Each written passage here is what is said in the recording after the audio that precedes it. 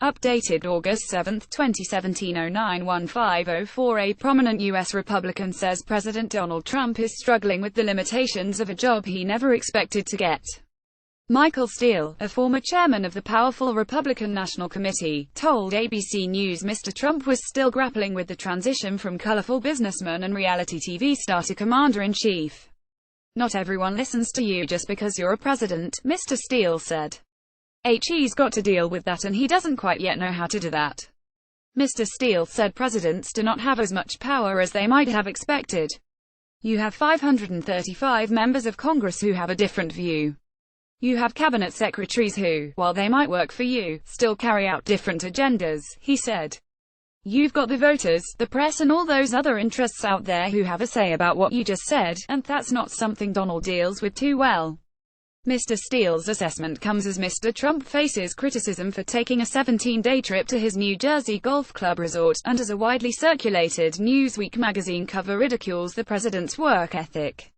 The former Republican Party chief said Mr. Trump had spent a lifetime running his own race.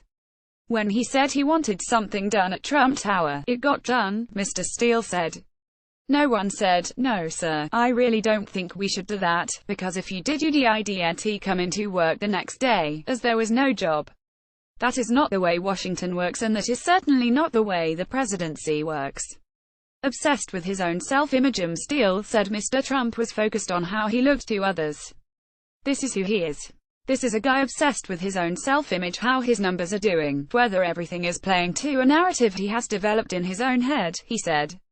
Mr. Steele has been taking part in the annual Australian-American Leadership Dialogue, a private diplomatic initiative where key figures from both countries gather to discuss the state of the relationship and work on ways of resolving tensions. It's fair to say that phone call between Malcolm Turnbull and Mr. Trump was widely discussed over the two-day session last week. The transcript of the call was released as the dialogue was getting underway, in a timely reminder of the unique challenges in dealing with the 45th president. Despite his concerns about Mr. Trump's behavior, and despite the various investigations now underway in Washington, Mr. Steele believed the president would see out his four-year term. "I think the president will be here for as long as he wants to be here," he said. "At the end of the day he is going to control a whole lot more than people hope. He's not going anywhere." Republican and Democrat officials at the Leadership Dialogue were keen to stress the U.S.-Australia relationship was still very much on track, despite the bumpy start between the PM and the president.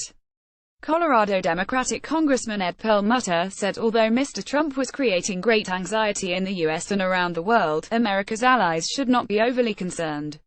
There's a lot of noise at the top, which is distracting, but the friendship and relationship we have with Australia is, in my opinion, second to none, he said. The U.S. is going to remain strong in the Pacific. It's our backyard too, and we're not going to ignore the region or our allies at all.